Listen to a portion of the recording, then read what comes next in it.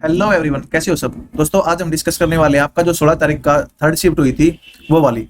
तो इस शिफ्ट में आप देखेंगे काफी नए कॉन्सेप्ट यूज किए गए हैं। मतलब आप मान के चलो कि जो बिल्कुल पहले वाला दिन एग्जाम हुआ था, पहली शिफ्ट थी, वो सबसे इजी थी। उसके बाद आपके पेपर धीरे धीरे डिफिकल्टी लेवल थोड़ा बढ़ रहा है। मतलब लेवल ऐसा बढ़ रहा है कि वो 2 से 4 मतलब 2-4 क्वेश्चन ऐसे डाल रहे हैं जो वहां पे टाइम टेकिंग है। ऐसा नहीं सोल्व नहीं होंगे, लेकिन टाइम टेकिंग है। तो चलिए डिस्कस करते हैं उन्हीं को। देखो, ये कह रहा है भाई जो औसत हाइट है कुछ स्टूडेंट की वो 156 है।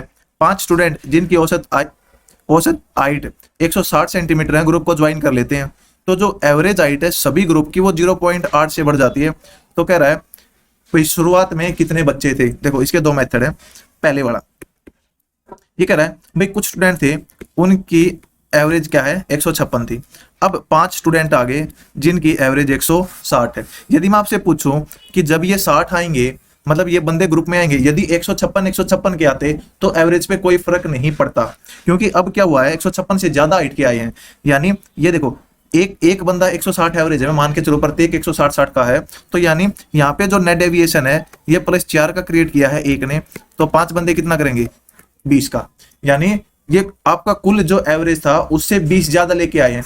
अब जो ये 20 ज्यादा है ये क्या करेगा, जो उनका एवरेज था वो कुछ बढ़ा देगा, क्योंकि जो ये 20 एक्स्ट्रा बच गया ये आपका जितने भी लोग अब होंगे ना उनमें डिस्ट्रीब्यूट होगा। यानी अब उनमें 20 बाई समथिंग, यानी जितने भी बंदे हैं आपके उनमें डिस्ट्रीब्यूट हो जाएगा। और उनमें डिस्ट्रीब्यूट हो गए, उनकी जो जो वैल्यू बढ़ जाएगी आपकी, यानी पहले उनका एवरेज था, एवरेज वही होता है जो प्रत्येक की वैल्यू होती है। अब जितने भी लोग थे सब में ये 20 बढ़ गया, यानी उनका कुछ कुछ पॉइंट पॉइंट बढ़ गया कुछ। तो जितने बंदे थे वो आपका, मान लो अब आगे कह रहा है भाई जो ग्रुप की हाइट है वो 0.8 बढ़ गई। यानी हम कह सकते हैं भाई प्रत्येक बंदे का 0.8 0.8 0.8 इससे आया है। कितने बंदे थे मुझे नहीं पता। और कह रहा है टोटल 20 है। यदि मुझे 20 डिवाइड करना हो, कुछ बंदे हैं प्रत्येक को 0.8 देना हो, तो मैं कितना दूंगा। तो यदि मैं 0.8 से इसको डिवाइड कर दूंगा तो बंदे आ जाएंगे। जैसे भाई मान लो अब आपके x बंदे हो गए और एक को 0.8 मिला है, यानी एवरेज 0.8 से बड़ा है, यानी प्रत्येक को 0.8 0.0। देखो, जितना एवरेज बढ़ता है उतना ही प्रत्येक का बढ़ता है, जितना प्रत्येक का बढ़ता है उतना ही एवरेज बढ़ता है। और यही कह रहा है 20, तो यहां से भी निकाल सकते हैं। तो जब इसको सोल्व करेंगे और इसके नाम की 10, 4 दूनी 8, 4 पंजे 20 और 2 पंजे 10, यानी आपका आ गया 25। यानी ये आपका जो 20 है वो 25 लोगों में बढ़ा है, तभी आपका 0.08 पड़ा है। लेकिन अब ये पूछ रहा है स्टार्टिंग में बच्चे आपके जो बच्चे थे वो कितने थे। ये 25 है आपके अब, क्योंकि जो आए हैं नए बंदे उनकी वजह से एवरेज बढ़ा और प्रत्येक को कितने में इसी में आया। तो 5 आए हैं नए, तो आपका स्टार्टिंग में थे 20। या फिर आप एलिगेशन का यूज कर सकते हो। देखो, यहाँ पे आपके 156 थे भाई, मान लो x थे, कुछ लोग आगे 5, इनकी हाइट 160 है और जो कह रहा है हाइट 0.8 से बढ़ गई, यानी 156.08 होगी। तो इनका डिफरेंस ले लो, यहाँ जो वैल्यू आई उसकी वैल्यू ये है, यहाँ जो वैल्यू आई उसकी वैल्यू ये। आप ऐसे भी सोल्व कर सकते हो। नेक्स्ट है, ये कह रहा है एक ट्रेडर है, उसने 2 आर्टिकल खरीदे हैं 490 के। उसने पहला 20% हानि पर बेचा, दूसरा 16% प्रॉफिट पे बेचा है। अब कह रहा है selling price of both the article is same, यानी दोनों का सेलिंग प्राइस सेम है। यहाँ पे दोनों का आपको सीपी दे दिया, यानी क्रय मूल्य दे दिया। अब देखो, मान लो पहले वाला ए था, दूसरे वाला बी है। अब पहला 20% लॉस पे बेचा है। देखो, सेलिंग प्राइस सेम है, यानी ए मान लो कॉस्ट प्राइस पहले का है, बी कॉस्ट प्राइस दूसरे का है, यानी हमने क्रय मूल्य मान लिया। अब ए को 20% के लॉस पे बेचेगा तो आप कहेंगे 80% पे बेचेगा, यानी ए का 80% है और बी को 16% प्रॉफिट पे, तो बी का 116%, ये बराबर होंगे। या हम डायरेक्ट एक ए का 80 इक्वल टू बी का 100, या 100 की जरूरत नहीं क्योंकि ये कट जाएगा। तो यहां से ए बाई बी है वो 116/80 आ गए, 4 पे काटेंगे बटे 20, 29/20 आ गया। अब ये कह रहा है ए और बी हमने क्या लिए थे, कॉस्ट प्राइस यानी क्रय मूल्य। जब इनको जोड़ेंगे तो आपका 49 हो जाएगा, यानी 49 की एक्चुअल वैल्यू क्या है 490। ए की वैल्यू आपकी 10 होगी और आपकी ए की पूछे तो 290 और बी की पूछे तो 200 हमें पूछा गया है। क्रय मूल्य क्या होगा उस आर्टिकल का जिसको लॉस पे बेचा गया था, यानी ए का आ गया 290। नेक्स्ट है, देखो ये कह रहा है इसकी वैल्यू बताओ। ये आपका क्या है, मैंने पहले भी बताया है कि एग्जाम में जाते ही आप sine theta, cos theta, cosecant theta, tan theta, secant theta की वैल्यू एक बार लिख लो, 0, 30, 45, 60, 90 में क्या क्या होगी, ताकि और उस पेज को आप हमेशा ऊपर रखो, ताकि एग्जाम में ऐसा कोई क्वेश्चन आए तो आप एकदम से वैल्यू लिख के सोल्व कर लो। देखो 4 इंटू साइन 30, आपको पता है साइन 30 की वैल्यू क्या होती है, साइन 30 होगा 1/2, तो इसकी 4 यानी 1/16 प्लस कोस की 4 30 यानी कोस 30 पता होना चाहिए, कोस 30 होता है √3/2। अब √3/2 होता है √3 की पावर 4 यानी 9 और 2 की पावर 4 वही आपका 16 -3 इंटू साइन 45, साइन 45 1/2 होता है, इसका स्क्वायर करेंगे, सॉरी साइन 45 1/√2 होता है, इसका स्क्वायर करेंगे 1/2 माइनस कोस 45 भी यही होता है। देखो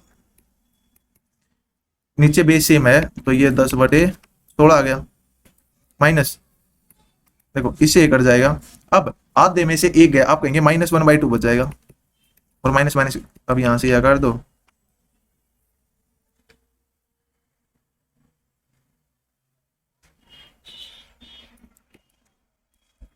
ये आपका आ गया 5/2। और देखो यहाँ पे क्या है, ये माइनस माइनस इसको प्लस पे कर देगा और ये 3/2 हो जाएगा, यानी 8/2 और आपका आंसर आ जाएगा 4। ये आपका आंसर। नेक्स्ट है, ये कह रहा है देखो ये क्वेश्चन आपका हर शिफ्ट में रिपीट हो रहा है, इसकी वैल्यू चाहिए है तो हमें इसके लिए x - 2y यानी ये चाहिए, इसकी क्यूब में कहीं ना कहीं ये आएगा। अब देखो x - 2y हमें दे रखा है और हमें xy चाहिएगा, क्योंकि जो आपका x³ - 8y³ है इसका फॉर्मूला होगा x - 2y की cube plus 3 × x × 2y into x - 2y। अब इसके लिए मुझे xy की जरूरत पड़ेगी, क्योंकि a³ - b³ का फॉर्मूला होता है a - b की cube plus 3ab into a - b। देखो अब इसका यूज करके मैं निकाल सकता हूं, देखो इसका मैं यदि स्क्वायर करूंगा तो ये आपका आ जाएगा x² जमा 4x² sorry 4y² minus 2 × x × y is equal to 25। देखो मुझे चाहिए है, मुझे ये गिवन है मुझे 53। अब यहां से 4xy इज इक्वल टू 25, इसको इस साइड ले जाएंगे अपन, तो 8 और 2 इज इक्वल टू 4xy, यहां से xy आ गया आपका 7।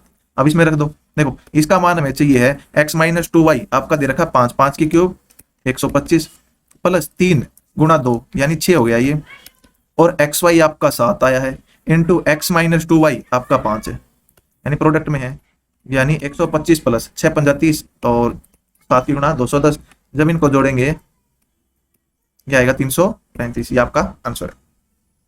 नेक्स्ट है, ये देखो ये वही देखो ये थीटा वाला आपका दोबारा रिपीट हुआ है, क्योंकि ये क्या होता है परी में हम सोचते रह जाते हैं 1030 कितना होता है, तो ये टाइम टेकिंग हो जाता है वहां अगर अपन वैल्यू नहीं लिखते हैं तो। देखो 1030 आपका कितना होता है, आप कहेंगे 1030 1/√3 होता है, तो यानी 1/3 हो गया। साइन 90 1 होता है, कोट 60 1/√3 होता है, तो इसका स्क्वायर है 1/3 plus sine square 30 1/4 into cos square 45 1/2, और नीचे साइन 60 कोस 30 माइनस कोस 60 साइन 30।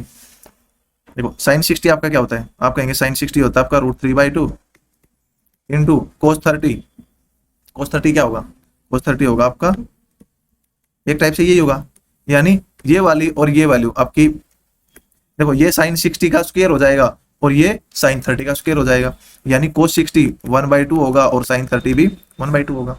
या इसको आपको बस सोल्व करना है, देखो 1/3 1/3 2/3 और 2/3 जमा 1 5/3 प्लस 1/8, नीचे देखो ये 3/4 है और ये 1/4 है, 3/4 माइनस 1/4 आप कहेंगे 2/4 यानी 1/2। देखो ऊपर एलसीएम 24 आ गया, अब 5 × 8 40 और 3 इंटू आपका 1/2 है, ये 2/1 हो जाएगा, 2 से 12 कट जाएगा, यानी 43/12 ये आपका आंसर। देखो अगर ये वैल्यू मुझे एग्जाम में पता है तो मुझे हार्डली इसको सोल्व करने में आपके 30 सेकंड लगेंगे, जस्ट आपको ऐड करना है ये। नेक्स्ट है, देखो ये वाला क्वेश्चन आपको ध्यान हो, हर शिफ्ट में ये क्वेश्चन आया है भाई, आपको इसका मान निकालना है a³ + b³। आप कहेंगे इसका फॉर्मूला होता है a + b की cube minus 3ab into a + b। मुझे यहाँ पे xy चाहिए, x + y है, यदि मैं इसका एलसीएम लूंगा तो ऊपर x + y आ जाएगा, ये 18/5 है, x + y का मान 2 है, ये उस साइड चला गया, xy आ गया 5/9, इसमें रख दो x + y की क्यूब, यानी 2 की क्यूब आपकी कितनी होगी 8, 8 - 3 इंटू xy है 5/9 और x + y आपका 2 है। अब 3 से 3 कट गया, यानी 8 माइनस 10/3, 8 ये 24, 24 में से 10 गए 14/3, और 4 12 और 2 14/3। नेक्स्ट है, देखो ये डी आई है, ये 39 वर्कर हुआ है into 5 grow the wages of range of their daily wages 100 the daily wages of no worker is an exact multiple of 100 the distribution represent through the given diagram to manager engage in supervision of the work the daily. देखो ये D I इसमें थोड़ा time taking दे रखा है, क्योंकि पढ़ने में इसको 30 से 40 सेकंड आपके चले जाएंगे। So what will be the average daily wages of all the member, यानी इसकी वैल्यू दे रखी है और सभी को जोड़ के आपको कह रखा है कि ये इसके मल्टीपल में है, एवरेज निकालना है। नेक्स्ट है, ये कह रहा है भाई एरिया है स्क्वायर शेप्ड फील्ड, इसका एरिया 1764 है। देखो 1764 आपका किसका स्क्वायर होता है, देखो साइड इसकी ए है तो स्क्वायर का एरिया ए स्क्वायर होता है, यानी ये आपका होता है 42 का स्क्वायर। अब कह रहा है एक रेक्टेंगुलर पार्क है भाई, उसकी चौड़ाई 1/3 है साइड ऑफ स्क्वायर फील्ड, यानी इसकी जो चौड़ाई है इसकी 1/3 है, आप कहेंगे ये 14 है, एंड लेंथ इज 2 टाइम, यानी ये 28 है। तो cost of levelling the park, यानी पार्क में मुझे लेवल करना है 15 पर मीटर स्क्वायर, यानी एरिया की बात कही गई है भाई 1 मीटर स्क्वायर एरिया होगा, उसमें 15 रुपए खर्चा है। तो बताओ यहाँ पे पूरे को लेवलिंग करने का खर्चा क्या होगा, आप कहेंगे इसका एरिया कितना आएगा 28 गुणा 14 मीटर स्क्वायर, और ए मीटर के 15 रुपए हैं गुणा 15, ये सोल्व कर लो, गुणा कर लो, या फिर डिजिट सम का यूज कर सकते हो तो वो कर लो। देखो 8 2 10 1 बन गई, 4 1 5 5 होगी, और 5 1 6, यानी 5 6 30, 3 आनी चाहिए डिजिट सम। देखो 9 को काट दो 6, ये नहीं है, 4 2 6 ये नहीं है, 4 और 2 6 3 9 ये नहीं है, 8 8 16 और 5 21, यानी 21 आ गया, और 2 और 1 3 होते हैं, तो ये आपका आंसर है। तो देखो यहाँ पे आप टाइम बचा सकते हो डिजिट सम का यूज करके, या तो मैं उल्टा चलाऊं, आप ऊपर से चलते आपको ध्यान आ जाता कि यही आंसर है। ये कह रहा है पी माइनस 2Q 3 है, पी क्यू 5 है। देखो ये क्वेश्चन कितनी बार रिपीट हो रहे हैं आपके, यानी इसके लिए हमें चाहिए है P minus 2Q। P minus 2Q given है, पी क्यू गिवन है, तो फॉर्मूले में रख दो, डायरेक्ट आंसर आ जाएगा। यानी इसकी क्यूब क्या होगी, पी माइनस 2Q की क्यूब। देखो ए माइनस बी की क्यूब है, ए क्यू माइनस बी की क्यूब होता है ए माइनस बी की cube, plus 3 into a into b, और प्रोडक्ट में ए माइनस बी। देखो इसकी cube direct formula based question आ रखे हैं आपके, 3 की क्यूब आपकी 27 होगी, प्लस 6 गुणा पी क्यूब आपका 5 है, और पी माइनस 2Q 3 है, यानी 27 प्लस 90, जब इनको जोड़ेंगे तो 117 आंसर आ जाएगा। यानी इसी फॉर्मूले पे आपका तीसरा क्वेश्चन है। ये कह रहा है ABCD is inscribed in a circle with centre O, यानी एक सर्कल है जिसका केंद्र O है, उसमें एक त्रिभुज ABC है, और वो इस प्रकार है कि ACB 115 है। देखो यदि मैं A की बात करूं, C यहां होगा, तो इसका मतलब आपका ये 90 डिग्री बनेगा यहाँ पे। अच्छा ACB की बात कही गई है, यानी तो मुझे कुछ इस टाइप में लेना होगा ये, ताकि यहाँ पे एंगल बड़ा बन सके। ACB 115 है। अब कह रहा है O is join to A, यानी इसको यहां मिला दिया। What is the angle of OAB, यानी OAB, ये एंगल मुझसे पूछा गया। देखो ये एंगल पता होना चाहिए, आपको पता है भाई ये आपकी सर्कल की रेडियस है, ये सर्कल की रेडियस है। यदि मुझे ये एंगल पता लग जाए तो मैं निकाल सकता हूं। देखो इनको यदि मैं आगे बढ़ा दूं तो आपका ये साइक्लिक क्वाड्रिलेटरल बन गया, साइक्लिक यानी चक्रीय चतुर्भुज। ये 115 है, तो आपका ये कितना हो जाएगा, यानी आमने सामने का जोड़ 180 होगा, आप कहेंगे ये 65 हो जाएगा। अब ये 65 है, सर्कल पे कोई जीवा है आपकी, ये वाली AB, वो थीटा एंगल बनाती है, तो आपके सेंटर पे वो 2 थीटा बनाती है, यानी 130 हो गया। अब जो ये 2 बच गए, इनका जोड़ आपका 50 हो जाएगा, क्योंकि ट्रायंगल के तीनों एंगल का जोड़ 180 होता है। अब ये बराबर है, साइड बराबर है, तो एंगल भी बराबर होंगे, यानी 50/2 आपका हर एंगल आ गया 25 डिग्री का। नेक्स्ट है, ये कह रहा है समीर और पुनीत है, ये किसी काम को 10 और 15 दिन में कर सकते हैं। अब उनको 4500 रुपए का साइन हो गया, यानी कुल काम मान लो 30 है, 30। अब देखो ये कह रहा है समीर और पुनीत हो किसी काम को 10-15 दिन में कर सकते हैं, वर्क असाइन हुआ उनको 4500 रुपए की, यानी उन्होंने 3 दिन समीर और पुनीत ने काम किया है। देखो यहां थे समीर पुनीत और एक तीसरा बंदा है अशोक, यानी इन दोनों ने 3 दिन काम किया। फिर क्या हुआ, 3 दिन के बाद अशोक भी आ गया और 5 दिन में काम खत्म हो गया। यहाँ पे अशोक आ गया आपका, यानी अब 2 दिन और काम किया है। अब मुझे ये बताओ, देखो वर्क एंड वेजेस, अपना टाइम एंड वर्क चल रहा है, वो आपका 1-2 वीडियो में खत्म हो जाएगा। तो वर्क एंड वेजेस जब स्टार्ट होगा तो मैं आपको बता दूं वर्क एंड वेजेस का क्या कॉन्सेप्ट होता है। यदि सभी लोग शुरू से आखिरी तक काम करते हैं तो जो आपका वेजेस है उसका डिस्ट्रीब्यूशन आपका जो उनकी एफिशिएंसी है या फिर वन डे वर्क है उसके प्रपोर्शन में होता है। नहीं, देखो रूल तो यही है कि जो जितना काम करेगा उसके प्रपोर्शन में उनको बंटवारा होगा। ये नहीं है कि एफिशिएंसी के हमेशा होता है। मतलब उस केस में जब शुरू से आखिरी तक काम करते हैं तो नंबर ऑफ डेज आपके इक्वल हो जाते हैं सबके, इसलिए वो नंबर ऑफ डेज कट जाते हैं और जो एफिशिएंसी का रेशो आता है उसमें डिस्ट्रीब्यूशन होता है। अदरवाइज आपका जो रियल में डिस्ट्रीब्यूशन होता है वो होता है काम के अकॉर्डिंग, किसने कितना काम किया। यहाँ पे देखो भाई, जो पहले इसका काम निकाल ले हम। देखो ये जो समीर है इसने कितने दिन काम किया है, 5 दिन। इसने कितने दिन काम किया, देखो इसने 5 दिन काम किया तो आप कहेंगे 15 काम कर लिया। पी ने, इसने भी 5 दिन काम किया है तो आप कहेंगे इसने 10 दिन काम कर दिया। तो जो ये तीसरा है इसने कितना काम किया होगा, 15 और 10 25 इन्होंने किया, कुल काम 30 था, तो आप कहेंगे इसने 5 काम किया है। तो जो आपका डिस्ट्रीब्यूशन होगा वो काम के अकॉर्डिंग होगा। तो यानी 15:10:5, यानी 3:2:1, इसमें डिस्ट्रीब्यूशन होगा इनका।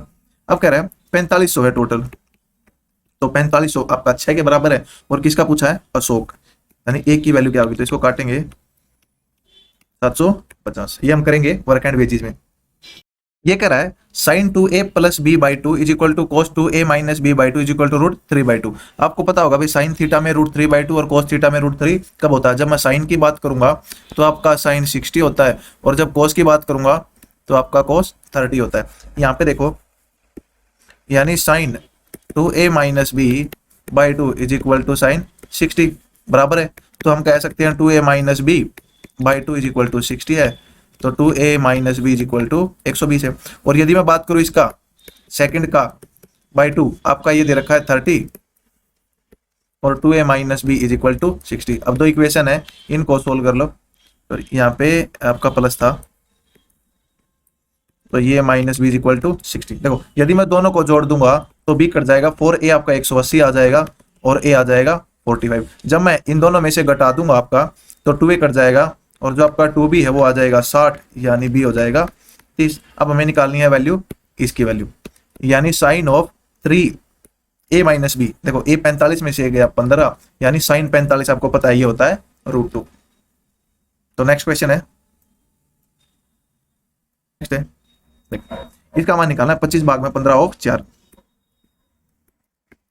15/4 पहले ऑप्शनल होगा, अब ये गुणा में है 25 के, और ये ब्रैकेट है 4/5, ये अब गुणा में है 2, क्योंकि पहले छोटे ब्रैकेट सोल्व होगी, ये इतना है, माइनस ये ब्रैकेट है 20 भाग में 5/9। 5 ये 15, 5/25, यानी 5/12 गुणा 8/5 माइनस 4/9। अब ये कट रहा है, और 4 दूनी 8, 4 तिये 12, यानी 2/3 माइनस 4/9। बेस को बराबर करने के लिए मैं इसको 3 से गुणा कर दूं, 3 से डिवाइड कर दूं, मतलब 5 से 3 से गुणा कर दूं, यानी 6/9 माइनस 4/9, और ये कट के आपका आ जाएगा 2/। नेक्स्ट है, ये देखो एक नाव 27 किलोमीटर अपस्ट्रीम जाती है, यानी 27 किलोमीटर आपकी अपस्ट्रीम गई प्लस 33 किलोमीटर डाउनस्ट्रीम गई। ये मैंने अपस्ट्रीम, देखो एक्स मैंने मानी है बोट की जो स्थिर जल है उसमें चाल, और वाई आपकी पानी की चाल। जो जब वो अपस्ट्रीम का मतलब होता है धारा के विरुद्ध, और डाउनस्ट्रीम मतलब धारा के साथ। एक नाव 27 किलोमीटर धारा के विरुद्ध जाती है, 33 किलोमीटर धारा के साथ, तो 6 घंटे लेती है। अब कह रहा है 36 किलोमीटर धारा के विरुद्ध और 22 किलोमीटर धारा के साथ, तो सेम टाइम ले रही है, यानी ये भी 6 घंटे ले रही है। तो देखो जो ऐसे क्वेश्चन रहते हैं, तो जो ये वाली वैल्यू रहती है इनका आप HCF ढूंढो, और जो ये वाले हैं इनका HCF, वही आपकी वैल्यू होती है। यानी यदि मैं बात करूं x + y, देखो 33 और 22 का HCF 11 होगा, यानी 11, और 27 और 36 का HCF 9 होता है। तो यहाँ पे 9 रख दूं, 9 × 27 + 11 = 33, 3 + 3 6 सेटिस्फाई कर रहा है। और यहाँ पे रखूंगा 9 × 4 = 36 और 11 दूनी 22, 4 और 2 6, ये सेटिस्फाई कर रहा है। तो यहाँ से x का मान हो जाएगा आपका, x से निकालने की जरूरत नहीं पड़ रही। ये कह रहा है जब ये 36 किलोमीटर अपस्ट्रीम जाएगी, यानी 36 किलोमीटर धारा के विरुद्ध प्लस 44 किलोमीटर धारा के साथ, तो कितना टाइम लेगी, तो 9 × 36, 11 × 4 = 44, यानी आपके 8 घंटे लेगी। नेक्स्ट है, ठीक है, एक शॉपकीपर है, वो अलाउ करता है 16% डिस्काउंट हर आइटम पे, यानी एक दुकानदार है 16% की छूट यानी बट्टा देता है वो जो भी आइटम खरीदेंगे, और ये छूट देने के बाद वो उसको 8% लाभ होता है। यानी यहाँ से क्रय मूल्य और अंकित मूल्य आपको पता है, यानी सीपी और एमपी इनकी रेशो होती है 100 minus discount, ratio 100 plus profit या 100 माइनस लॉस। अब 16% डिस्काउंट है तो 100 माइनस 16 रेशो 100 प्लस 8, यानी ये 84 हो गया, ये 108 हो गया। अब ये कट रहा है तो काट लो, 12 से 84, 12 निमा 108। अब कह रहा है if he gives 8% discount instead of 16% on the mark price, यानी हमें ये मार्क प्राइस ही दे दिया भाई, 9 की वैल्यू 1800 है, 1 की वैल्यू 200 होगी तो 7 की 1400 होगी।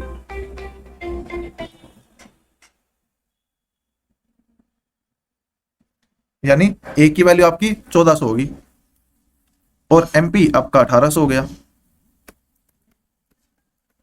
अब ये कह रहा है इफ ही गिव 8% डिस्काउंट, यानी इस पे वो 8% का डिस्काउंट दे।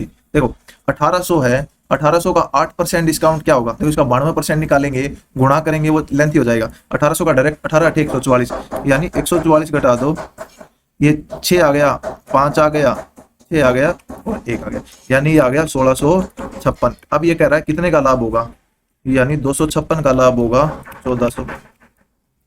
इसको काटोगे आप तो आपका आंसर आ जाएगा, 14 एकम 14 और 116, 14 8 112, 40, 14 दूनी 28, यानी 18.2 समथिंग कुछ आएगा, ये आपका आंसर है। देखो ऐसे क्वेश्चनों में ये है, इनको थोड़ा काट के देख लो यदि, क्योंकि कई बार काटने से हमारा क्वेश्चन इजी हो जाता है। नेक्स्ट वही है ratio of average export to average import, यानी total export ratio total import, क्योंकि सब बराबर है 6 साल के लिए 5 साल के लिए है तो एवरेज निकालेंगे तो उसे कोई फर्क नहीं पड़ेगा, बट ये 5 5 से 5 वैसे कट जाना है। नेक्स्ट है ये कह रहा है in a circle with centre O A B C D two parallel कोड है, यानी एक वृत्त है उसमें केंद्र ओ है और ए बी और सी डी दो जीवा है और एक ही दिशा में है, मतलब सेम साइड है, यानी यहां दो जीवा है। अब ए बी 12 है, सी डी 18 है, यानी सी डी बड़ी है और ए बी ये है। देखो यहां से परपेंडिकुलर इनको दो बराबर भागों में तोड़ेगा, ए बी 12 है तो ये 6 हो जाएगी, ये 6, ये 18 है तो ये 9 और ये 9। अब इनके बीच में डिस्टेंस 3 है तो कह रेडियस बताओ कितनी होगी। देखो यानी इनको मैं यहां मिला दूंगा तो आपका ओसी रेडियस है, ओ ए रेडियस है, ये 90 डिग्री है। अब मुझे ये बताओ भाई, ये आपको 9 दे रखा है, 9 से आपके ट्रिपलेट कौन से बनते हैं, आप कहेंगे 9 12 और 15 बनते हैं, तो 9 12 और 15, यानी 9 12 और 15, मान लो मैंने ट्रिपलेट की बात करूं ये ऐसे आ जाए। अब मुझे बताओ ये आपका 6 है, यानी वहां ट्रिपलेट बन रहा था तो यहाँ भी ट्रिपलेट बनना चाहिए। अब ये 6 है 15 है, लेकिन 15 का 6 के साथ कोई ट्रिपलेट नहीं बनता, यानी ये ट्रिपलेट के साथ सोल्व नहीं होगा। ट्रिपलेट बनाता तो ऊपर भी बनाता नीचे बनाता। अब ये देखो यहाँ पे मान लो मैंने x मान ली तो इसकी रेडियस को इक्वेट कर दो। देखो ओसी का स्क्वायर आपका इस ट्रायंगल में क्या होगा, एक्स स्क्वायर प्लस 9 का स्क्वायर, और जो ओ ए का स्क्वायर है वो होगा x प्लस 3 का स्क्वायर प्लस 6 का स्क्वायर। यानी आपको वहां पे एग्जाम में दोनों बराबर पुट करने हैं, क्योंकि आपको पता होना चाहिए कि दोनों बराबर होंगे। अब देखो यानी x square plus 81 is equal to x square plus 9 plus 6x plus 36। अब एक्स स्क्वायर से एक्स स्क्वायर कट गया और 36 और 9 आपके 45 हो जाएंगे, 81 में से 45 गई, 36 बच गए is equal to 6x, x is equal to 6 आ गया, यानी x का मान आ गया 6। अब इसमें हमें रेडियस निकालनी है तो आप इसमें रख दो। देखो 36 प्लस 81 यानी 6 और 1 7 8 3 11 117 हो गया, यानी ओसी का स्क्वायर 117 है, ओसी आपकी रेडियस है 13 में 117, यानी तो इन रूट 13, ये आपका आंसर है। नेक्स्ट ये दिया है boys and girl enrolled in different stream in school over 5 year, by the total number of boys are stream, यानी ये वाले total more than total number of boys in science stream in the year 12 to 20 in the science stream. अच्छा total number of boys यानी ये वाले, यानी इनका जोड़ और इनका जोड़ ये इससे कितने प्रतिशत ज्यादा है।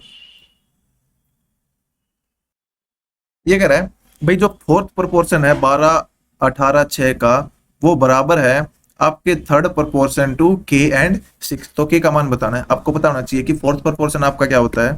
जैसे ए रेशो बी रेशो डी है, तो फोर्थ प्रोपोर्शन ये होता है। तो इसका जो मान निकलता है आपका, यानी वो होगा बी इंटू सी बाय ए। और जो आपका थर्ड प्रोपोर्शन होता है उसका मान होता है बी स्क्वायर बाय ए। तो यानी B into C 18 into 6/12 is equal to B का स्क्वायर 6 इंटू 6 बटे आपका के। देखो यहाँ से 6 दूनी 12 और दोनी में 18, यानी के है इस साइड आ जाएगा 6 6 36/9 4। ये आपका आंसर है। नेक्स्ट कह रहा है, ये कह रहा है एक त्रिभुज एबीसी है और डी आपका मिड पॉइंट है भुजा एसी का। यानी एसी मैं बेस वाली ले लूं ताकि मेरा मिड पॉइंट निकालना मुझे इजी रहे। एबीसी में डी इसका मिड पॉइंट है, यानी ये आपकी 1:1 होगी। और ई एक पॉइंट है आपका, ई पॉइंट यहाँ पे है। और such that E C bisect, यानी यदि मैं ई और सी को मिलाऊंगा ये आपको बाइसेक्ट करता है बीडी को, यानी बीडी को ये 2 भागों में काटेगा। यानी इसका लोकेशन थोड़ा ऊपर कर लूं यदि मैं, और ये इसको 2 भागों में तोड़ता है, यानी ये और ये भाग आपका बराबर है। अब कह रहा है ए ई, यानी ये आपका 30 है तो ई भी बताओ। देखो ये प्रीवियस ईयर क्वेश्चन है, जितना ए ई होता है ए बी इसका आधा होता है, यानी आंसर 15 होगा। तो कैसे होगा वो प्रूव करते हैं। चलो देखो मैं क्या करता हूं, मैं एक लाइन ड्रॉ कर लेता हूं इसके पैरेलल, यानी इसके पैरेलल एक लाइन ड्रॉ कर ली मैंने। अब मुझे बताओ यदि मैं आपको बात करूं ट्रायंगल, इस पॉइंट का नाम मैं एफ रख लूं, बी एफ और डी, यानी बी एफ डी। इस ट्रायंगल में देखो ये आपकी 2 लाइनें पैरेलल हैं और ये आपका 1:1 है, तो आप कहेंगे ये और ये भी आपका 1:1 में होगा। अब मैं बात करूं यदि ट्रायंगल आपकी ए डी नहीं सॉरी ए ई सी, ए ई सी, ये वाली देखो, ये वाले ट्रायंगल में इसका और इस साइड का रेशो 1:1 है। तो देखो ये ट्रायंगल कुछ इस टाइप से है भाई, इसके पैरेलल ये है। अब ये 1:1 है तो आपको पता है ये भी 1:1 में होगा, यानी जितना ये होगा उतना ही आपका ये होगा। ये 1 है तो ये भी 1 है। अब आपको पता चल गया कि 2 की वैल्यू 30 है तो 1 की वैल्यू क्या होगी 15, यानी टोटल की वैल्यू लेंथ 45 हो जाएगी। तो नेक्स्ट आपका ये कह रहा है ट्रायंगल एबीसी है जिसमें DE पैरेलल टू AB, यानी ये AB है जिसमें DE पैरेलल है। अब आपको दे रखे हैं कि DE पॉइंट AC और इस पे है तो AD x-3 है, AC 2x है, उसके बाद BE दे रखा है x-2 और आपका BC दे रखा है, यानी ये सारा 2x+3। आपको x का मान बताना है। देखो यानी ये आपको दे रखी है सिमिलरिटी की प्रॉपर्टी। देखो जब भी ये आपका पैरेलल है तो ये ट्रायंगल सिमिलर हो जाएंगी, और सिमिलर में क्या होता है आपका जो रेशो है, यानी इस ट्रायंगल की ये बटे ये इज इक्वल टू ये बटे ये होती है, क्योंकि ये इसके बराबर, ये बटे ये बटे ये बराबर होती हैं, इसलिए ये बटे टोटल इज इक्वल टू ये बटे टोटल भी रेशो में होती है, और ये बटे टोटल और ये बटे टोटल भी एक रेशो में होंगी। यानी आपको कई बार हम क्या करते हैं ये वैल्यू निकालने लग जाते हैं तो उससे कोई फर्क नहीं पड़ेगा, क्योंकि ये और ये रेशो में होती है। उसके बाद ये आपकी पूरी के साथ भी रेशो में होती है, यानी ए इक्वल टू बी है तो और बी इक्वल टू सी है तो ए सी के बराबर होगा ही होगा। यानी देखो यानी 2x/x-3 is equal to 2x+3/x-2, यानी आपका 4x² - 4x is equal to, जब इसको गुणा करेंगे हम, सॉरी 4x नहीं 2x², यानी इसकी गुणा करेंगे तो 2x² - 4x is equal to, इसकी गुणा करेंगे हम 2x² + 3x - 2x² sorry -6x - 9 ये आएगा। देखो इससे ये कट गया। अब आपका 6 में से 3 गया, 3 बच गया, और 4 इस साइड जाके 1x हो जाएगा और 9 इस साइड जाके प्लस का हो जाएगा। ये कह रहा है find the difference between square of the greatest value and smallest value of p, यानी 5306p2 है। ये 3 से डिविजिबल है, कोई भी संख्या 3 से डिविजिबल होगी तो आप उसके अंकों का अंक 3 से डिविजिबल होना चाहिए। जब मैं इसके अंकों का अंक जोड़ूंगा, देखो 2 और 6 8, 8 और 3 11, 11 और 5 16, ये हो गया 16 प्लस पी। अब कह रहा है इसकी छोटे से छोटे वैल्यू और बड़े से बड़े वैल्यू। देखो 16 के नजदीक जो 3 का मल्टीपल होगा वो होता है 18, और इससे अगला मल्टीपल वो होगा 24। यही वैल्यू आ सकती है आपकी मैक्सिमम, क्योंकि पी सिंगल डिजिट है आपकी, ना कि डबल डिजिट है, तो सिंगल डिजिट 9 तक ही जा सकती है। देखो अब पी 18 लेना है तो पी की वैल्यू मुझे 2 लेनी पड़ेगी, और 24 लेना है तो पी की वैल्यू मुझे 8 लेनी पड़ेगी। अब कह रहा है इनके स्क्वायर के बीच में डिफरेंस क्या है, तो 8 का स्क्वायर माइनस 2 का स्क्वायर, यानी 64 माइनस 4 आप कहेंगे 60, और 60 ही आपका आंसर है। नेक्स्ट है, ये कह रहा है एक धनराशि है, उसका मिश्र धन 2 साल में आपका 291 है, 600 हो जाता है 2 साल में, और 3 साल में ये हो जाता है, और आपका कंपाउंडेड एनुअली है। आपको पता होना चाहिए कि जब भी 1 साल का डिफरेंस हो, जब भी 1 साल का डिफरेंस हो तो आपका सीआई एसआई बराबर होता है हमेशा, वही सीआई होगा वही आपका एसआई होता है। तो यानी इनका जब डिफरेंस आपका 1 साल का हो तो हम डायरेक्ट रेट निकाल सकते हैं। देखो ये देखो 1 साल का ब्याज कितना है, 8 2 3 3 2, यानी ये वाला जो ब्याज है प्रिंसिपल कितना था ये, यानी 23328/29160 इंटू 100, ये से वैसे कट जाएगा।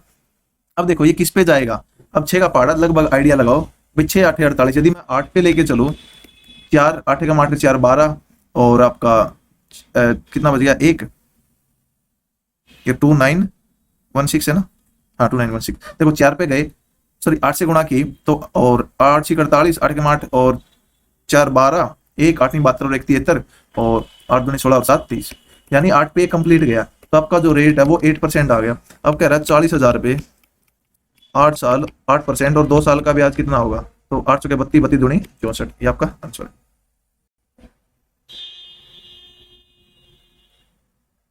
देखो भयानक भयानक दिया दे रखा है इस पेपर में, production of fertiliser by company A and company B over the year इतना इतना, ना प्रोडक्शन, अच्छा प्रोडक्शन दे रखा है, what is the average production of 8 9 और 10, यानी 8 9 और 10 में सी और ए का कितना आपका एवरेज प्रोडक्शन कितना था कंपनी ए का, यानी ए का आप जोड़ लो ये और बटे 3 कर दो, आपका आंसर आ जाएगा।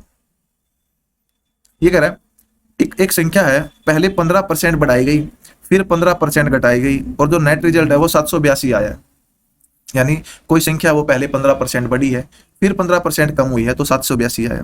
तो यदि मैं उल्टा चलूं भाई वो संख्या कितनी थी, आप कहेंगे 15% बढ़ गई, यानी 15% आपका कितना होता है, यदि मैं परसेंटेज की बात करूं तो 3/20, यानी 23 हो गई 20 से। अब उल्टा चलूंगा तो यानी यहाँ 23 आ जाएगा, यहाँ 20 आ जाएगा।